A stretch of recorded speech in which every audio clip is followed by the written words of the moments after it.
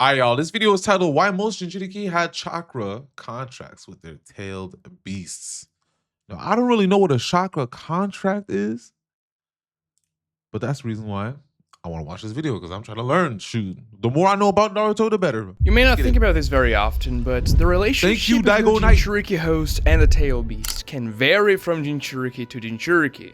And that's because naturally different Jinchurikis coming from different backgrounds will have different personalities, and the tail beasts themselves have a lot of variation. Their personalities change, but also how powerful they are, their powers, and overall their humor towards a particular Jinchuriki can vary. And our perception of a tail beast Jinchuriki relationship is very much skewed because the main character of the series, Naruto, is a Jinchuriki that has the 9 tails inside of him. But the way they interact during the series, as well as how their relationship evolves, is definitely not the rule. So in this video, I'd like to talk about how this dynamic works, generally speaking, between a Jinchuriki and a tail beast, with a few examples that we can peer from the Naruto universe that are not just Naruto. How the villages may implement the tail beasts as weapons of war, and how they may even try to goad them into helping them out. Was there ever an Uchiha that had the motherfucking Jinchuriki?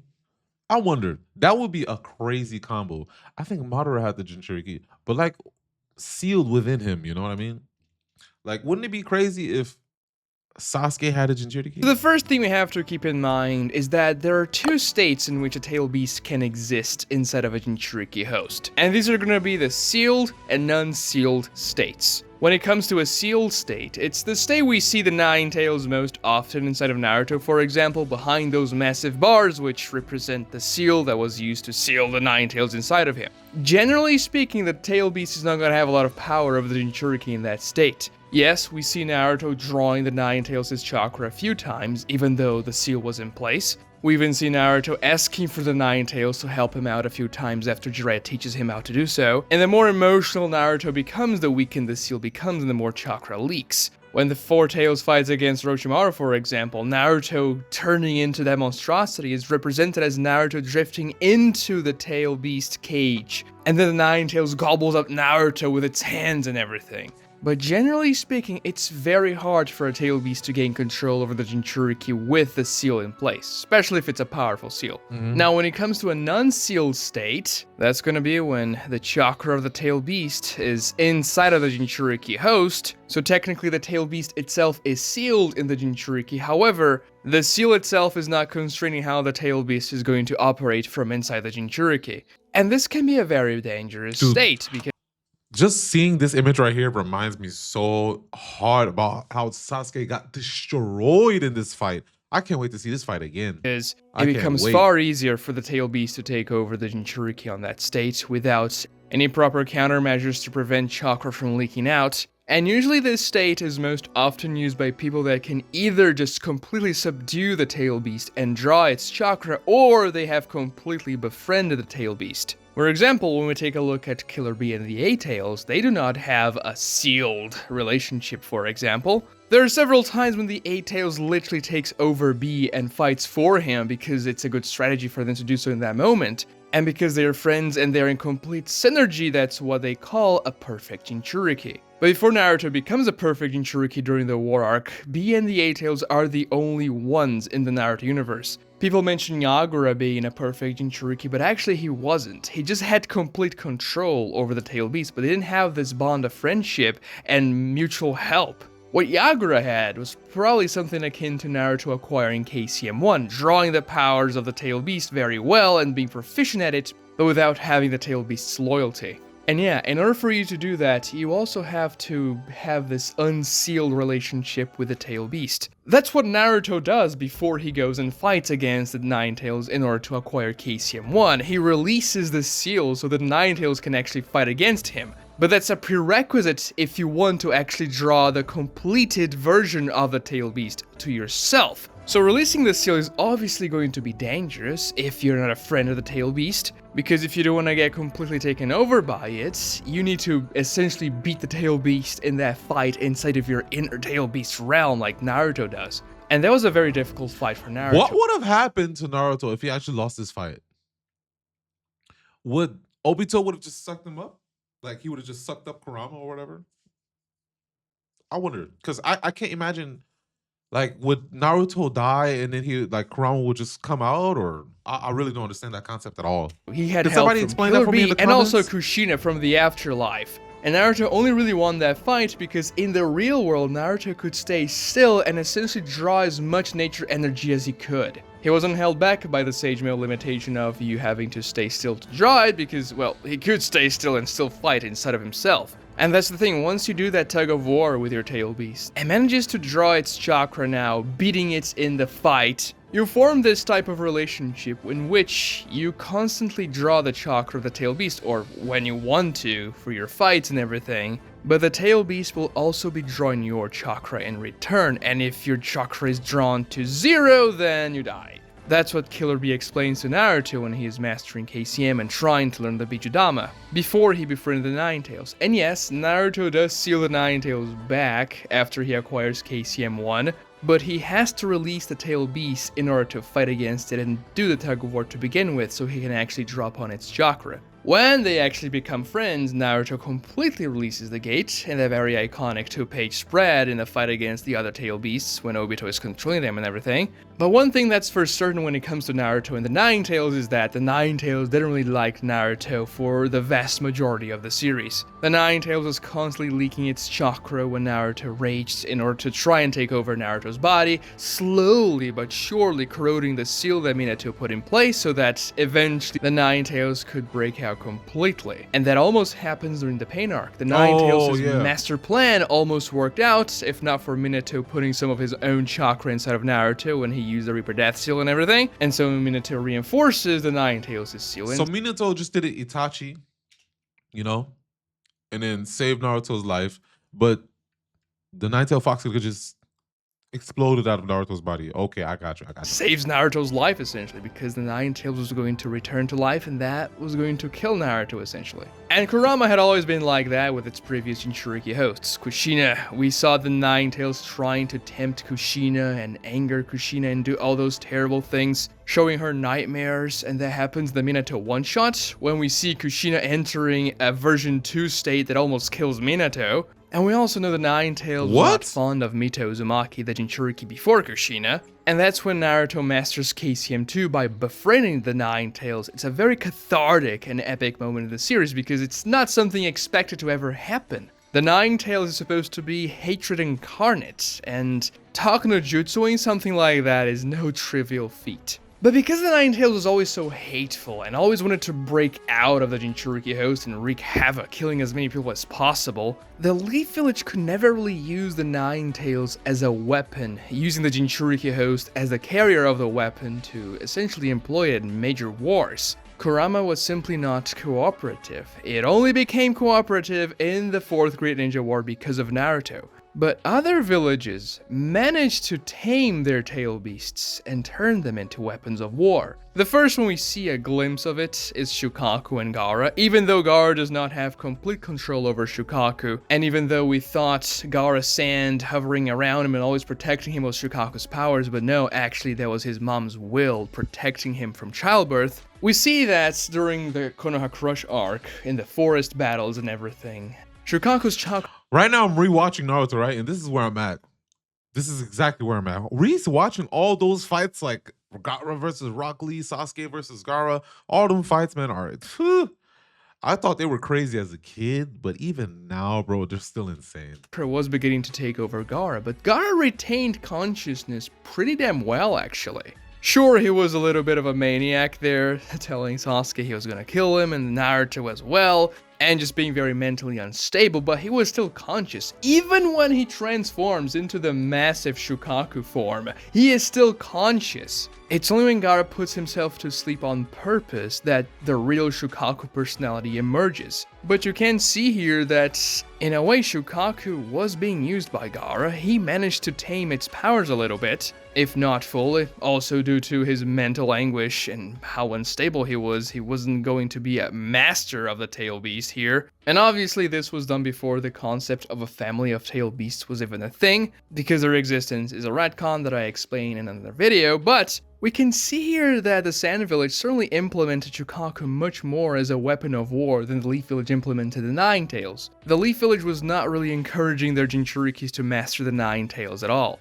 They even kept Kushina with a guard of Amba to make sure she wouldn't get out of control, that she wouldn't even try to use the Nine Tails' powers. Again, we see that in the Minato one-shot. But we can see here that those are experiments, and Raza, the 4th Kazekage, was always trying to find a proper host for Shokaku until he lands on Gaara, which, yeah, not great for Gaara, not great for Gaara's mom because she dies. And throughout Gaara's childhood, Raza is trying to make sure Gaara will tame Shukaku. That's why he sends Yashimaru to attack him and everything. He doesn't succeed because Shukaku goes ballistic after Gaara kills Yashimaru. But by the Konoha Crush arc, he is controlling Shukaku pretty well. We never see Gaara and Shukaku interacting when the two were together. We only really see them talking to each other when Gaara was no longer the Jinchuriki during the war arc. And we can see in that flashback in the war arc of Gaara talking to Shukaku that, so Shukaku was trying to protect the Sand Village, and he says, I did so because I wanted to,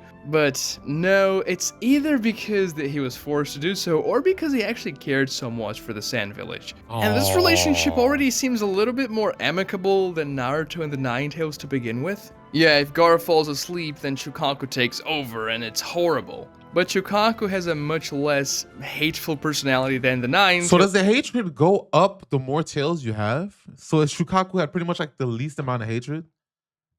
What kind of irony is that? Because Gaara was all about like being selfish and shit. It's just like his Jinchuriki completely contradicts his actual behavior, which is hatred incarnate. Or like feelings. Even though and I would thoughts. not say they had a good relationship. That's really interesting. In any stretch of the imagination. I'm just saying we can already see that the dynamic between Gaara and Shukaku is different from Naruto and Kurama. Yeah, absolutely. And Shukaku may have been a little bit more. It's like Gaara was Kurama as a human, and then the Shukaku was Naruto as a Jinchuriki, I think. But maybe I'm just way off. I don't think you can compare Shukaku with Naruto, but still. More prone to protect the Sand Village because he was with the Sand Village for a longer period of time. After all, Hashirama sold every single tail beast every other nation had. That's such a stupid mistake. He had control over the 2 up till the 9 tails at one point, and he decided to sell the 2nd to the 8th tail beasts to enemy nations, essentially, to try and maintain peace. Didn't work out. That was Hashirama's biggest mistake as a Hokage, because the other villages, unlike the Leaf, managed to use their tail beasts as weapons of war. And that's when we come back to Naruto taming the 9 tails and using KCM1 through the tug of war. There's that constant push and pull of chakra. Naruto is drawing the 9 tails' chakra, and the 9 tails is drawing Naruto's chakra. And while B is explaining the risks about that, if he gets to 0 chakra, he dies, he also explains that there are ways for you to make a deal with your tail beast so that the tail beast will not draw your entire chakra pool and you will actually benefit from the chakra of the tail beast, but then you have to do something in return. That's not really expanded upon in the Naruto manga, but it's very much implied that you can have this transactional relationship with your tail beast that's much more amicable than the tail beast just trying to break out of you anytime he can. And it also speaks about how the tail beasts were used as weapons of war in their villages. Now, when it comes to the 8 tails, we know the 8 tails was very, very difficult to control before B came along. That Jinchuriki we saw in the war arc, that I forgot the name, sorry, that died because the power of the 8 tails was an example. He couldn't do much about it, and he just died because the tail beast was too powerful for him. And also we saw that I gotta admit, I've never seen that character before. Oh man, I'm glad I'm going all over this because there's so many details that I forgot about. Kage had to fight against the 8 tails several times in order to tame it. Obviously, the 8 tails is the 2nd strongest tail beast, so yeah, it was gonna be a problem if it's not cooperating. The 2 tails didn't seem to be nearly as much of a problem for the Cloud Village compared to the 8 tails. And we even know that in the beginning of their relationship, the 8 tails and B were not amicable. They were also doing that trade war of chakra, until B managed to befriend the 8 tails and they became a perfect Jinchuriki and tail beast. Because when that happens, the tail beast no longer pulls the chakra of the Jinchuriki host and only gives chakra to the Jinchuriki host, so there's no danger for you to use the power of the tail beast. Kurama had actually stopped pulling Naruto's chakra before they completely befriend each other. B and the 8 tails acknowledge that, oh, I guess the 8 tails is not really pulling Naruto's chakra much here, otherwise he would have been dead a long time ago because he's been using a lot of chakra. They realized that a bit before Naruto befriended the Nine Tails, and the Nine Tails was already showing signs of friendship towards Naruto, like helping that Naruto shadow clone out against Madara, when Madara unleashes the Deep Forest Emergence and Naruto was out of chakra, so the Nine Tails gives him a little boost. And there were also several other hints telling us that, oh yeah, the Nine Tails, I guess, he's liking Naruto a little bit better now. It's likely that the same thing happened between B and the A-Tails. Slowly but surely, B gained the A-Tails over just like Naruto gained the Nine Tails over. But B and Naruto were the only ones who managed to do so. When it comes to the other Jinchuriki, they were either completely unable to pull on their Tail Beast's chakra, and only did so whenever they flared up in anger and hatred, or their Tail Beast was trying to break out in some other way, or they consciously drew the Tail Beast's chakra, but they weren't exactly friends. Now, there's the option of you completely subduing your Tail Beast like Naruto did to the Nine Tails initially in that major fight they had. That's going to be a worse option because I do not remember that is not fight. going to stop drawing upon the chakra of the Jinchuriki, which is much more dangerous. But then there is the negotiation option in which you cut a deal with your Tail Beast, and the Tail Beast is not going to draw upon your chakra too much, or it's only going to do so whenever it tells you.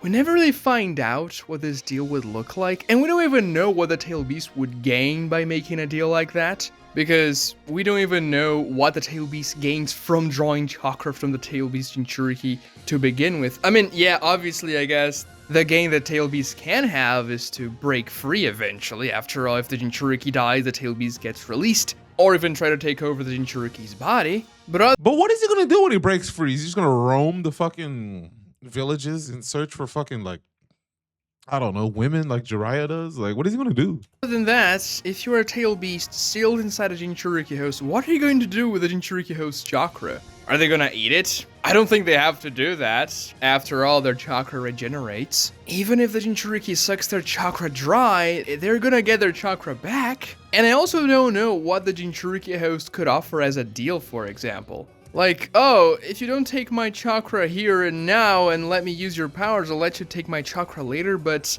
if the only gain the Tail Beast can have from taking the chakra is to break free, and that's not something the Jinchuriki host wants to happen, then what's the point, right? And we know those deals certainly happened. We see in the very beginning of the Minato one-shot that Han, the Jinchuriki of the 5 Tails, and Roshi, the Jinchuriki of the 4 Tails, use this partial transformation Tail Beast chakra avatar where the head of the Tail Beasts manifest themselves as essentially chakra creatures and spew Tail Beast bombs. Is there a Minato one-shot anime? Know that using a Tail Beast bomb is not something trivial for a Jinchuriki. You have to use essentially a full-out transformation of the Tail Beast. After all, Naruto himself couldn't learn the Bijudama in KCM 1, only in KCM 2, and the Nine Tails became Naruto's friend, and we know that Han and Roshi were not perfect Jinchuriki, so they obviously cut a deal with the Tail Beast. Now, what was that deal gonna be like? I don't know. Would they let the Tail Beast roam free for a little bit? Would they allow the Tail Beast to see the environment around them through their eyes or something like that, just because they're lonely? I don't know. It must be dark inside of Jinchuriki host, I suppose. But if Han and Roshi were using their Tail Beasts in such a refined way, and a powerful way at that, it is because they certainly have a contract with them. Some sort of contract. And it's a contract in which they're not exactly friends of their Tail Beasts, but they're not exactly enemies either. We see in the war arc, in that Jinchuriki plane essentially, that the 4 Tails and Roshi have this very interesting relationship. They had been Tail Beasts and Jinchuriki for over 40 years, and by how their conversation goes, it seems like they were never really friends, but at the end of the day there, when the Tail Beasts and Jinchurikis reconvene. So they're kind of like colleagues. They're kind of like fellow ninja working together just to do their job. There's this very sweet moment between the two when the 4 Tails asks Roshi, oh, after all this time, after 40 years, could you at least call me by my name, by my real name and not 4 Tails? And then being this very stubborn guy, but also giving in and showing Kid's loud as hell upstairs. respect to the 4 Tails. Roshi says, well, Son will do it, right? Because Son is the 4 Tails' first name. The full name is Son Goku, just like, you know, from Dragon Ball, because it's the monkey and everything. So they obviously had a relationship that was not exactly a friendship, but also they weren't deadly enemies, I would say. I guess they could also cut deals in which the tail beasts would have more freedom in exchange for their services to the village. Perhaps they would be able to choose the next Jinchuriki host. Perhaps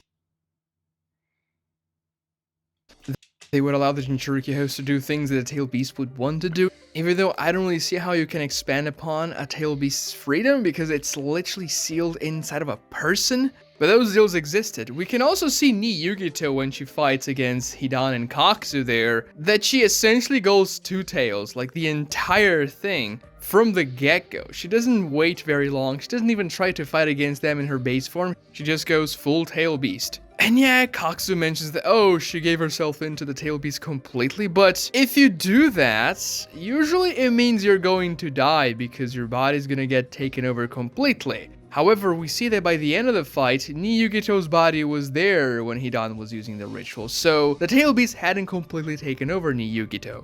Therefore, it's likely that they had a deal, just like Roshi and Han had with their tail beasts. When it comes to Yagura as well, it's likely that they also had some sort of deal like that. After all, it was said that Yagura had complete control over his tail beast, so probably they had a pretty good deal here in which Yagura could use the full extent of the tail beast's powers in some way, but they weren't really friends like Naruto and Kurama eventually became, and like Gyuki and B. What a flex. What a flex, having a Ninetales as your friend, or Gyuki. So this is how the villages weaponized their tail beasts. They had to make these deals, they had to placate the tail beasts, I suppose. Sure, we own you, you're going to be sealed inside one of our ninjas, but if you help us out, we can also help you out. And because most tail beasts were much more reasonable than the Ninetales when it came to their personalities, it's also much more likely that they would be more prone to make those deals. If you take a look at Matatabi, the 2 tails, Saiken, the 6 tails, Chomei, the 7 tails, they all seem to be pretty friendly, all things considered. The 5 tails doesn't seem to be very friendly because she was essentially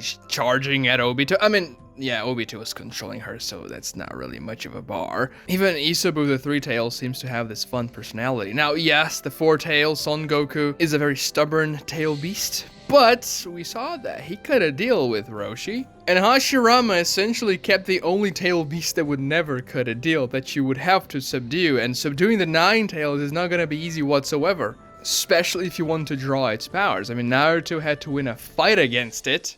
And yeah, keeping the 9 tails was probably a good idea because it's quite literally the most powerful tail beast by a big amount. But if you can't use it, then what good does it do, right? I mean, it's better for you to have than for other nations to have it and try to use it against you. Then again, the 9 tails was used against the Leaf Village anyways when Obito invaded during the night Naruto was born and everything. But if you want to watch me ranking every single Jinchuriki from weakest to strongest, click on the video on screen. Isn't it by the tails? Aren't they stronger like the more tails they have? Hey, either way, man, good video, man. I couldn't say much because I don't really know that many things about the Jinchuriki, but I'm just glad to learn, man. That's all I'm saying. I'm appreciating these videos. Shout out Daigo Knight, man. And let's get it.